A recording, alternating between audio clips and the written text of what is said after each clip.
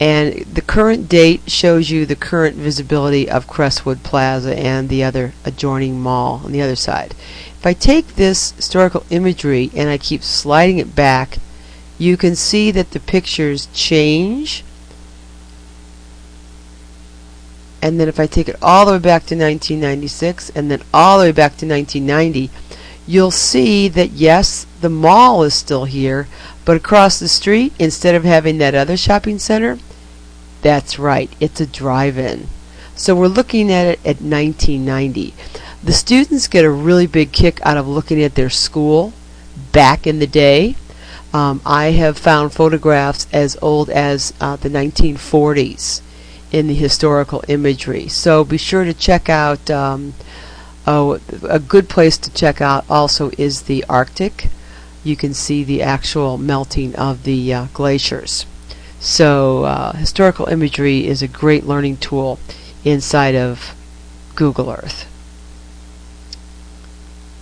Alright, so now we've got some tools here, and we have a ruler, which is really nice, and I'm going to show you how to use that. Well, let's go down and measure while we're here at Crestwood Plaza. Let's go ahead and measure the parking lot of this area here. How far do you think it is from these bushes all the way over to those bushes? How far is that? If you were going to walk that, how far do you think it is? And believe it or not, I've been teaching Google Earth for a long time, and only one teacher has ever asked me, is there a scale? And of course we have a scale. We'll bring it up again for you to look at.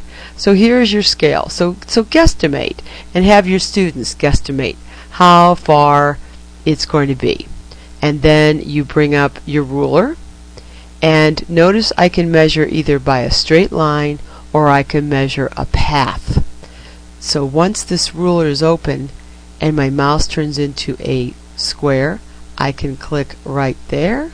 I take my cursor all the way over and I click again, and I can see that it's 0.13 miles. Now for those math aficionados, how many yards is that? How many yards? Come on, quick. Yeah, it's 227.34 yards. So not only can you estimate and measure, but then you can change it into kilometers, meters, inches, even smoots. I know what you're thinking. What's a smoot? A smoot is a measurement 5 feet 7 inches. Actually, it's a Boston term. I looked it up in Wikipedia one time. There's a gentleman was in a fraternity, and for a frat prat, they rolled him head over heels over the Harvard Bridge, and he is exactly 5 feet 7 inches. So in Boston, the Boston Bridge is actually measured today 5 feet 7 inches. So that's a smoot. Now, if we wanted to, let's clear that. Makes it disappear. But notice while this is out, my mouse is now a rectangle. If I want to measure a path, say I want to measure this entire parking lot, I make sure path is highlighted. I click there and there. Whoops. Let's bring it over there, and then click there and there, and double click there, and it is exactly 1/3 of a mile. So that's how you measure paths or lines, by using the ruler that is inside of the tools area. It's also available right here. There's your ruler. We also have a flight simulator. I've yet to get that plane off the ground. I guess I just need to spend a little bit more time on it. We also have under tools GPS, which is what you're currently using with your STEM project. And make sure that the Garmin is clicked. You want to be able to import your waypoints, your tracks, and your routes. And then once you import them,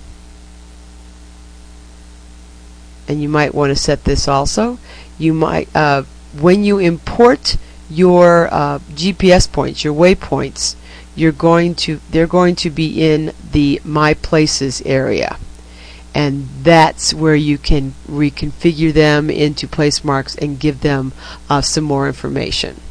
So that's where the GPS Garmin information is. Alright, so what we've done is we've looked at search, we've looked at fly to, businesses, and directions, and you've played with that for a little while. Now I want you to stop this video, and I want you to look at all of the different tools, from the grid to the overview map, and check out some historical imagery in your town or an area that interests you, and go ahead and measure something for me. Okay, and come back when you're done and we'll play again.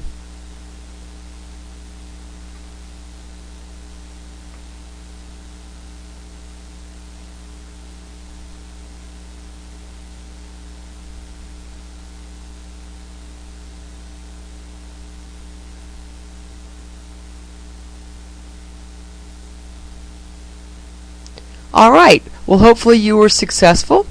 Now we're going to work on the places area. We've looked at everything inside of search. Now we're going to start in My Places.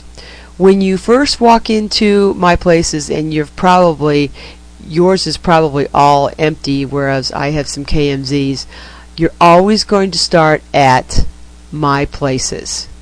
That's the area, that's where you begin by making a folder and then making place marks. And this is also where your waypoints will be, and they're just place marks. So now we're going to be looking at place marks and looking at images and understanding how that whole process works. So I want you to now go to the next video, and we're going to learn more about places and layers and learning how to use Google Earth effectively.